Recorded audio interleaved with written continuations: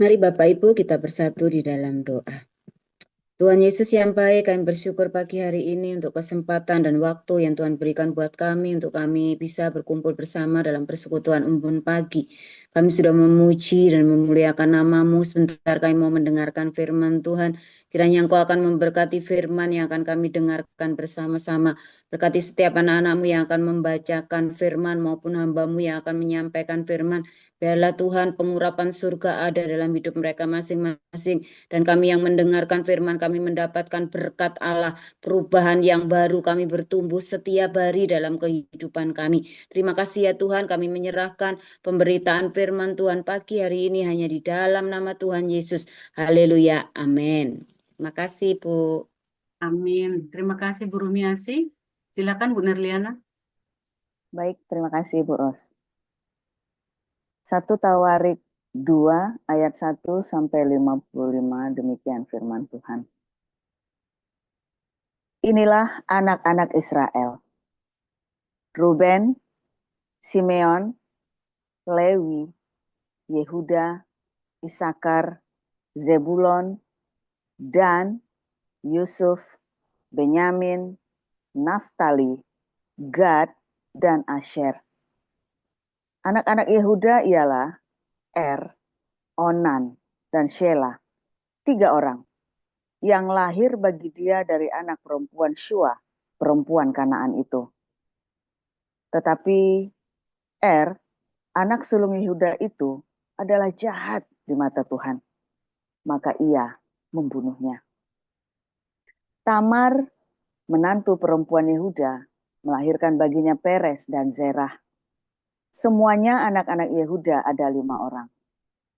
Anak-anak Peres ialah Hezron dan Hamul. Anak-anak Zerah ialah Zimri, Etan, Heman, Kalkol, dan Dara. Semuanya 5 orang. Keturunan Karmi ialah Ashar, yang mencelakakan orang Israel karena ia tidak taat dalam hal barang-barang yang dikhususkan itu. Keturunan Etan ialah Azaria. Anak-anak yang lahir bagi Hezron ialah Yerahmeel, Ram, dan Kelubai. Ram memperanakkan Aminadab, dan Aminadab memperanakkan Nahason, pemimpin Bani Yehuda. Nahason memperanakkan Salma, dan Salma memperanakkan Boas. Boas memperanakkan Obed, dan Obed memperanakkan Isai. Isai memperanakkan Eliab, anak sulungnya, dan Abinadab, anak yang kedua. Dan Aminadab. Anak yang kedua, Simea. Anak yang ketiga, Netaneel. Anak yang keempat, Radai. Anak yang kelima, Ozem. Anak yang keenam, dan Daud, anaknya yang ketujuh. Saudara-saudara perempuan mereka ialah Zeruya dan Abigail. Anak-anak Zeruya ialah Abisai, Yoab, dan Asael, 3 orang. Abigail melahirkan Amasa, dan ayah Amasa ialah Yeter, orang Ismail itu. Kaleb bin Hezron memperanakkan Yeriot dari Azuba, istrinya. Dan inilah anak-anak perempuan itu, Yesier, Sobab, dan Ardon. Sesudah Azuba mati, Kaleb mengawini Efrat yang melahirkan Hur baginya. Hur memperanakkan Uri, dan Uri memperanakkan Bezaleel. Sesudah itu, Hezron menghampiri anak perempuan Makir, bapa Gilead. Ia mengawini perempuan itu ketika ia berumur 60 tahun. Perempuan itu melahirkan Segub baginya. Segub memperanakkan Yair yang mempunyai 23 perkampungan di tanah Gilead. Tetapi Gezur dan Aram merebut Hawot Yair daripada mereka, juga Kenat dan tempat-tempat jajahannya. 60 perkampungan. Itulah semuanya keturunan Makir, bapa Gilead. Sesudah Hezron mati, Kaleb menghampiri Efrata. Dia adalah istri Hezron, ayahnya. Maka perempuan itu melahirkan baginya Asyur, bapa Tekoa. Anak Yerahmeel, anak sulung Hezron, ialah Ram, anak sulung Buna, Oren, Ozem, dan Ahia. Tetapi Yerahmeel mempunyai seorang istri lain bernama Atara, dialah ibu Onam. Anak-anak Ram, anak sulung Yerahmeel ialah Maas, Yamin, dan Eker. Anak-anak Onam ialah Samai, dan anak-anak Samai ialah Nadab dan Abisur. Nama istri Abisur ialah Abihail, yang melahirkan Ahban dan Molid baginya. Anak-anak Nadab ialah Selet dan Apaim. Selet mati dengan tidak mempunyai anak. Keturunan Apaim ialah Yisel, dan keturunan Yisel ialah Sesan, dan keturunan Yesesan ialah Ahlai. Anak-anak Yada, adik Samai, ialah Yeter dan Yonatan. Yeter mati dengan tidak mempunyai anak. Anak-anak Yonatan ialah Pelet dan Zaza. Itulah keturunan Yerahmeel. Sesan tidak mempunyai anak laki-laki, hanya anak-anak perempuan. Tetapi Sesan mempunyai seorang budak laki-laki orang Mesir yang bernama Yarha. Jadi Sesan memberi anaknya kepada Yarha, budaknya itu, menjadi istri. Lalu perempuan itu melahirkan Atai baginya. Atai memperanakkan Natan, dan Natan memperanakkan Zabat. Zabat memperanakkan Eflal, dan Eflal memperanakkan Obed. Obed memperanakkan Yehu, dan Yehu memperanakkan Azaria. Azaria memperanakkan Heles, dan Heles memperanakkan Elasa. Elasa memperanakkan Sismai, dan Sismai memperanakkan Salum. Salum memperanakkan Yekamia, dan Yekamia memperanakkan Elisama. Keturunan Kaleb, adik Yerahmeel, ialah Mesa, anak sulungnya bapa Sif, dan anak-anak Maresa, bapa Hebron. Anak-anak Hebron ialah Korah, Tapuah, Rekem, dan Sema. Sema memperanakkan Raham bapa Yorkem, dan Rekem memperanakkan Samai. Anak-anak Samai ialah Maon, dan Maon ialah bapa Bet Zur. Eva, gundik Kaleb, melahirkan Haran, Moza, dan Gazes. Haran memperanakkan Gazes.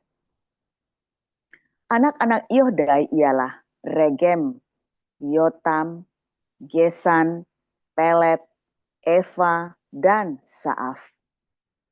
Gundik Kaleb, yakni Maaka, melahirkan Seber dan Tirhana. Perempuan itu melahirkan juga Saaf, bapa Madmana, dan Sewa, bapa Makbena, dan bapa Gibea. Anak perempuan Kaleb ialah Aksa. Itulah keturunan Kaleb.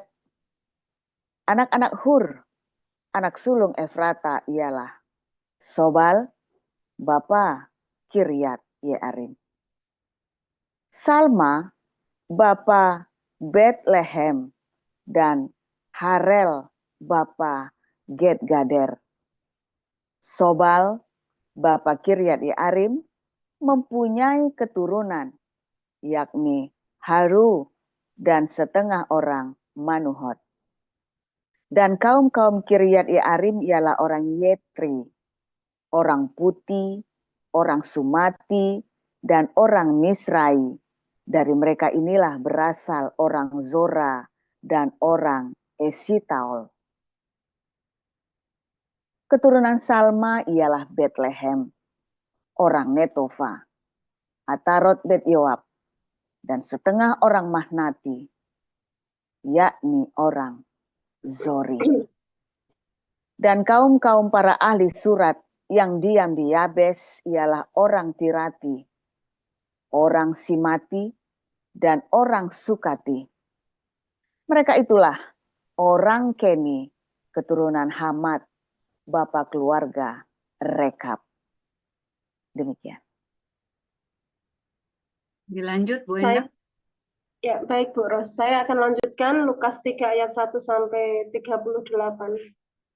Dalam tahun ke-15 dari pemerintahan Kaisar Tiberius, ketika Pontius Pilatus menjadi wali negeri Yudea dan Herodes raja wilayah Galilea, Filipus saudaranya raja wilayah Iturea dan Trachonitis, dan Lisanias raja wilayah Abilene.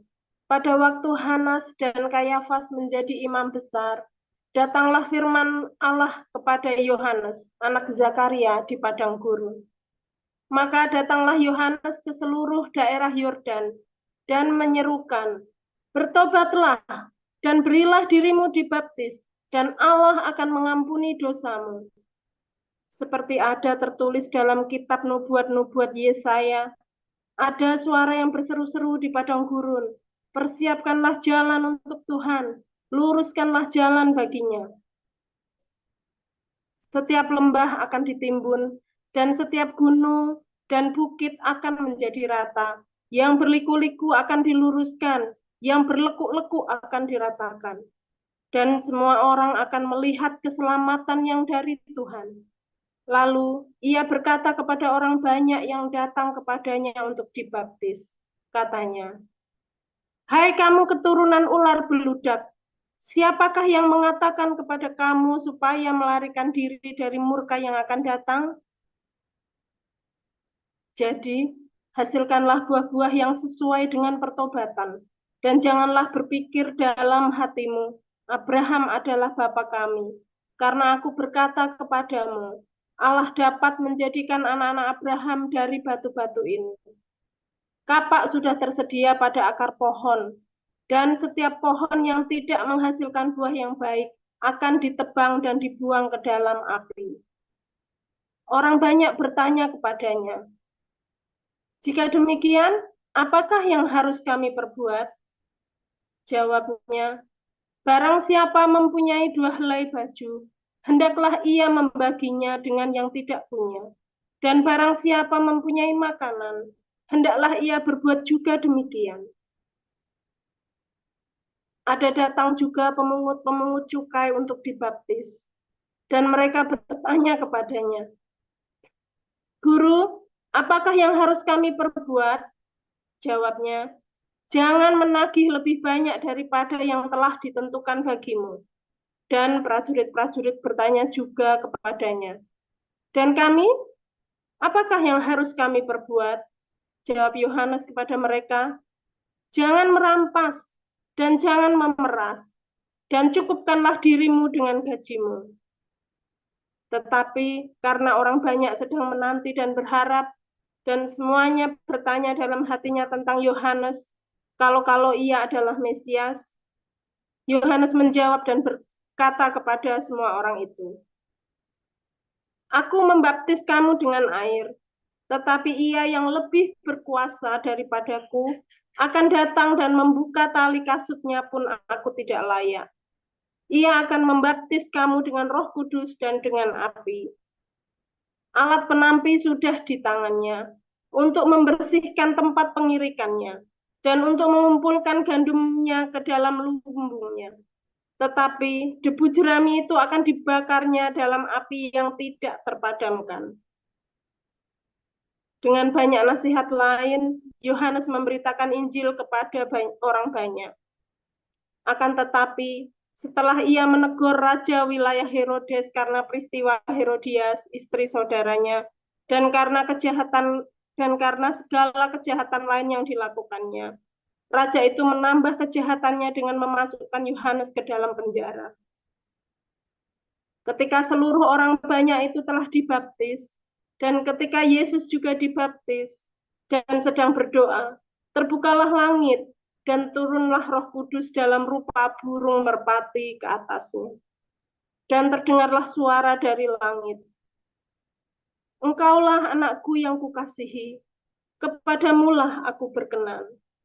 Ketika Yesus memulai pekerjaannya, ia berumur kira-kira 30 tahun, dan menurut anggapan orang, ia adalah anak Yusuf, anak Eli, anak Matat, anak Lewi, anak Malki, anak Yanai, anak Yusuf, anak Matika, anak Amos, anak Nahum, anak Hesli, anak Nagai, anak Maat, anak Matika, anak Simei, anak Yosef, anak Yoda, anak Yohanan, anak Resa, anak Zerubabel, anak Sialtiel, anak Neri, anak Malki, anak Adi, anak Kosam, anak Elmadam, anak anak Yesua, anak Eliezer,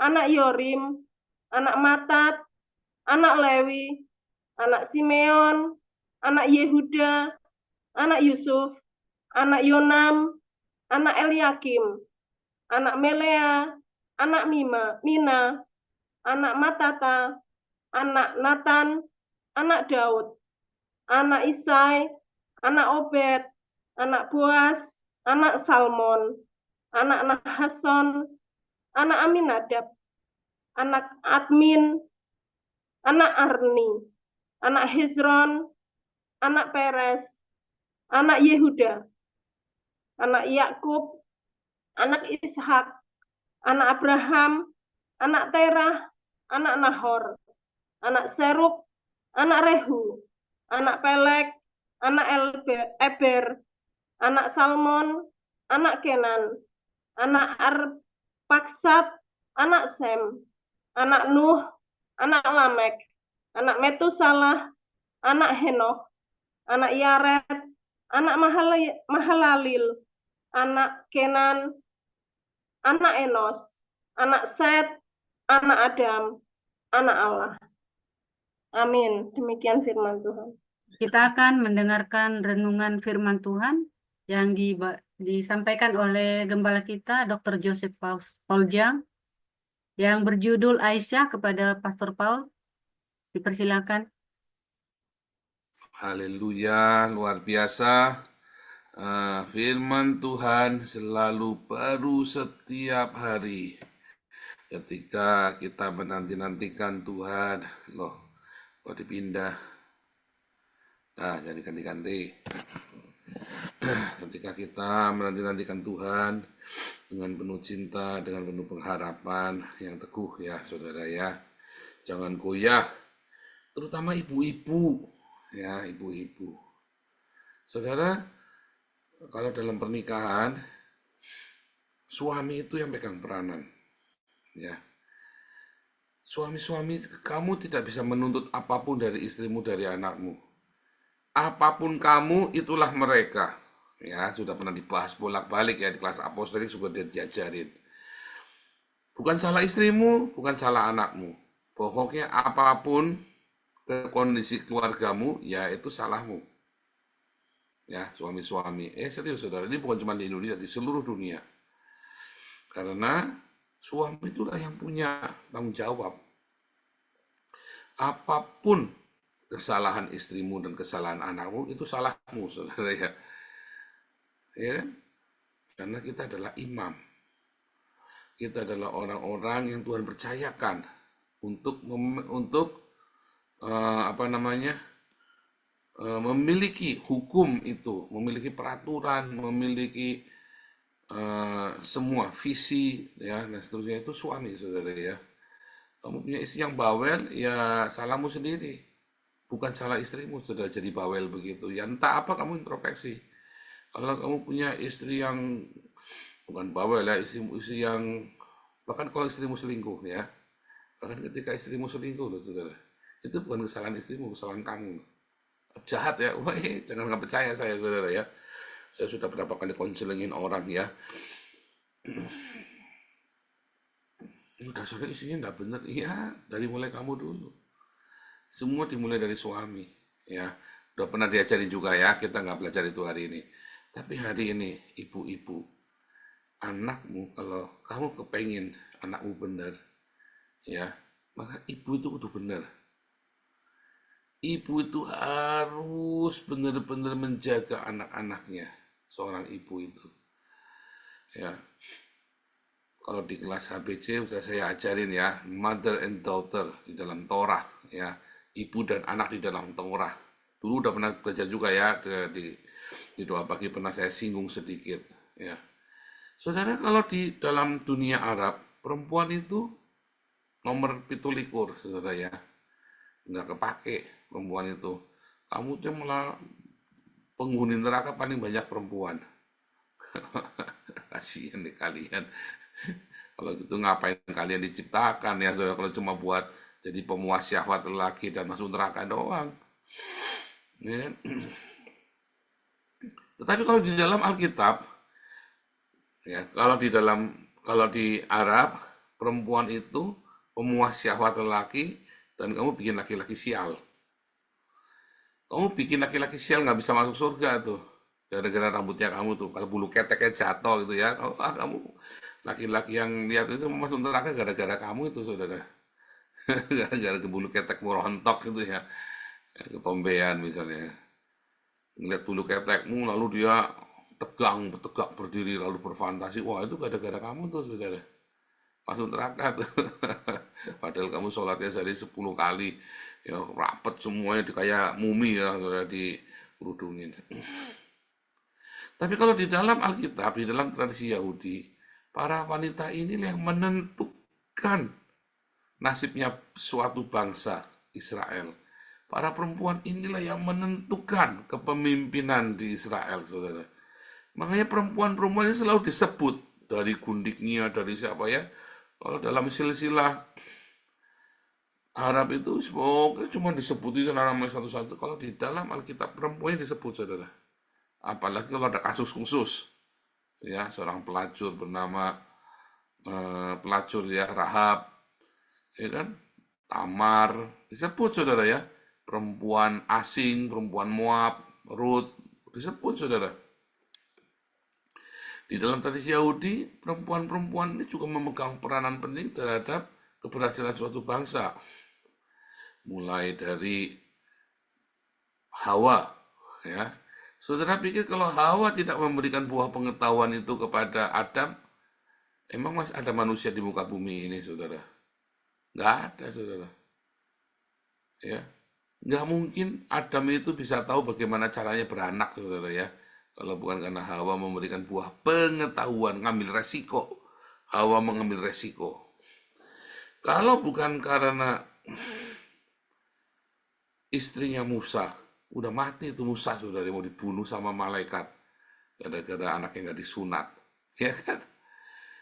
Kalau bukan karena ibunya Musa dan kakaknya Musa, Miriam, Yokebed dan Miriam, nggak ada bangsa Israel hari ini, saudara. Nggak ada. Kalau bukan karena Sarah, nggak ada bangsa Israel. Bahkan kekristenan pun tidak ada kalau bukan karena Sarah, saudara. Tidak ada kekristenan. Ya kan, kalau bukan karena Maria, ibu Yesus, kalau bukan karena seorang Elizabeth, ya, yang bersaksi meneguhkan hati Maria supaya tetap mau mengandung Yesus, ya kan, diberikan kekuatan kan oleh Elizabeth. Kalau bukan karena seorang bernama Yudit di dalam surat Makabe itu ya, tradisi Yahudi, maka Israel sudah punah orang Yahudi ini, saudara. Ya, karena si Yudit ini kan ceritanya kan nyembelih panglimanya musuh kan, dia datang di Sedius sembelih panglimanya musuh, saudara ya, sama Yudit seorang perempuan, gila berani ya saya. Wanita-wanita itu sangat penting. Anda lihat raja-raja Israel, ya ibunya adalah ini disebutkan, nama ibunya adalah ini, ia adalah yang jahat begini-begini, maka rajanya jahat, saudara. Ibu-ibu, ya, ayo jaga hidupmu, supaya keputusan, perkataanmu, tindakanmu adalah tindakan yang di dalam Tuhan. nanti anakmu akan melihat kamu tidak susah mendidik anakmu. Karena hidupmu tidak benar, maka kamu kudu teriak-teriak mendidik anakmu, saudara. Waktunya makan, kamu mainan mahjong, saudara ya. Siapa di sini kalau lagi makan, jamnya makan, anaknya lagi bayi ya. Bayangin itu, saya dulu kan tinggal di daerahnya Apeng itu ya. Saya dulu tinggal daerahnya sana, daerahnya Apeng, saudara. Jamnya makan, anaknya mau makan kelaparan, ibunya mainan mahjong, saudara, mainan kartu, mainan ceki, saudara. Edan nggak? Gila, anaknya lapar sampai nangis ya. Saya ngeliat sampai gede-gede gitu ya. Waduh, gimana anak itu nggak berontak sama orang tuanya, ya kan? Wah, jamnya ya anaknya harusnya jamnya tidur siang diajak belanja di pasar baru, saudara. Wah, siang-siang hari bolong kepanasan sama anaknya nyengir begitu ya, kasihan ya. Sampai ngantuk-ngantuk cekluk-cekluk begitu. Aduh, kasihan saudara ya. Ibu-ibu, perhatikan anak-anakmu karena kamu punya waktu. Jangan malah sibuk belanja, jangan malah sibuk ngerumpi. Ibu-ibu, jangan suka ngerumpi, minggir, jangan deket-deket tetangga. Beneran ya, jangan deket-deket tetangga. Tapi bukan harus jauhin musuhnya, bukan. Maksudnya jangan tiap hari nangga, ya kenal saja. Ya, hati-hati. Kamu pergi ke tetangga lebih banyak ruginya daripada untungnya, kecuali kamu tukang kredit. Aduh, hati-hati ya. Tapi tukang kredit pun lebih banyak ruginya. Tetangga pada utang, pada tidak bayar. Ya, ibu-ibu ingat-ingat, Anda punya rumah. Kalau laki-laki itu bisa membangun sebuah rumah yang besar, kamulah yang membuat rumah itu menjadi nyaman untuk ditinggali. Ya, anak-anakmu pengen pulang ke rumah karena ada kamu di rumah. Jadi jangan malah kamu yang anaknya mau pulang ke rumah, malah kamunya ngacir kemana, saudara, jangan. Ibu-ibu, biarlah kamu menjadi tempat kita pulang, ya kan? Dulu kita kan pergi ya, gitu. Kita kan pindah-pindah rumah karena kepekerjaan. Anak saya nanya, rumah kita tuh di mana tuh, Pak? Ya, saya sampai bingung jawabnya, rumahnya di mana. Kita pernah di Bali, pernah di Palembang, pernah di Jakarta, ya, pernah di Semarang, Salatiga, ya kan, di Dumai.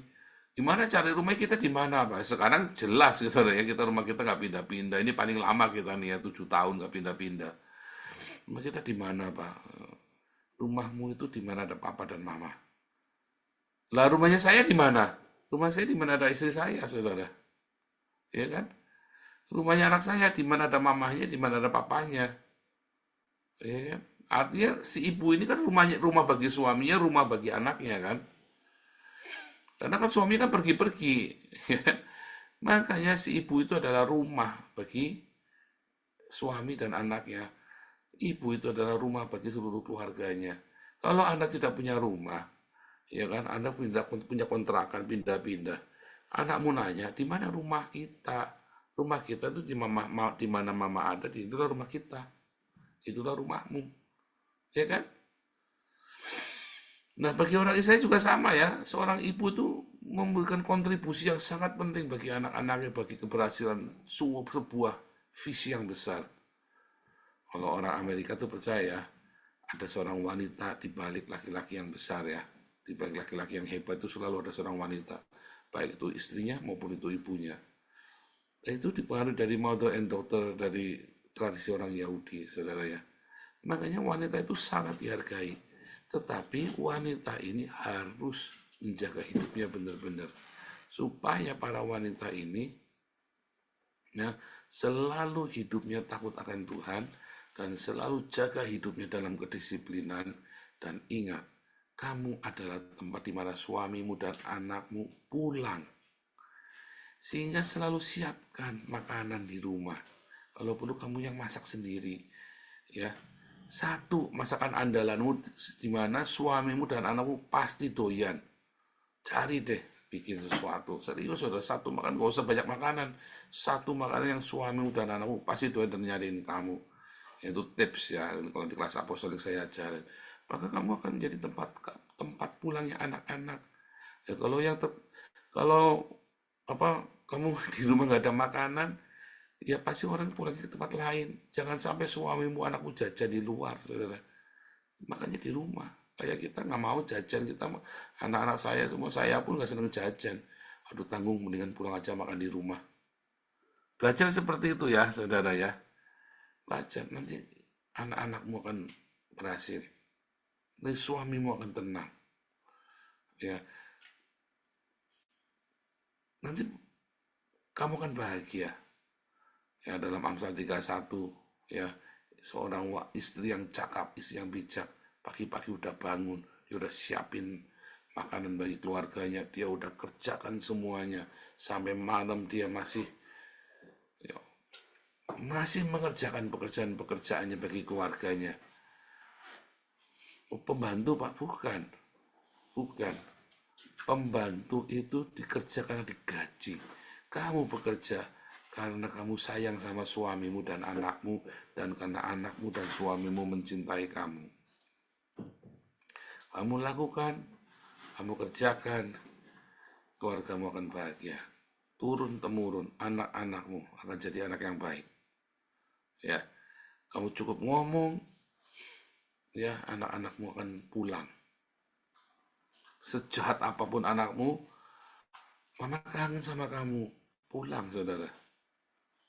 Ya, pasti pulang anak itu, saudara. Tinggal kamu ngomong. Ya, ibu-ibu, wah ini firman Tuhan khusus buat ibu-ibu ya. Dulu kan buat bapak-bapak, ini sekarang buat ibu-ibu. Pegang baik-baik firman Tuhan. Setiap hari ada satu lagu ya, di doa ibuku, namaku disebut. Itu mami saya tuh, saudara ya. Kalau pagi, dia pasti berdoa, dia doain satu-satu. Ya berdoa buat suaminya, buat anak-anaknya disebut satu-satu, saudara ya. Dan itu memang betul, itu bukan retorika ya, saudara ya. Ketika kamu berdoa, jangan di dalam hati, saudara ya. Berdoa yang keras. Tuhan berkati suami aku, sambil nyanyi ya, kalau udah nyanyi satu-satu doa syafaat ya, disebut satu-satu, saudara, disebutkan ya. Sebutkan biar suamimu dengar, anakmu dengar. Bukan cari perhatian, bukan. Supaya mereka ingat bahwa mereka ada di dalam doamu setiap hari. Itu beneran, saudara. Itu bukan retorika. Itu tugas seorang ibu berdoa bagi keluarganya, bersyafaat bagi keluarganya. Oleh karena kesalehannya, seluruh keluarganya diselamatkan. Ya kan? Ya kan? Petrus bilang kan, oleh karena kesalehannya seorang wanita ini, seluruh keluarganya diselamatkan, saudara. Ya, ibu-ibu yang suaminya belum bertobat, doain tiap hari. Ya, lagi dibelai kepalanya malam, didoain, saudara ya, dalam nama Yesus ya, papa berdoa dalam gitu, saudara ya. Anak-anak kalau lagi tidur dibelai kepala dalam nama Tuhan Yesus berkati kamu ya nak. Selalu gitu. Jangan lupa, kalau saya tiap pagi saya tengking semua ya, saya ikat semua kuasa-kuasa kegelapan, saya tolak semua. Karena ribuan kutuk kan menempa saya, saudara ya. Saya tolak, saya batalkan semua kutuk, saya tiap pagi doa perangan tuh. Ya, ibu-ibu tiap malam datang belai kepalanya, anak-anakmu. Tuhan memberkati kamu, nak, malaikat Tuhan menjaga. Itu, saudara ya. Lakukan tiap hari, keluargamu akan baik. Tuhan Yesus memberkati.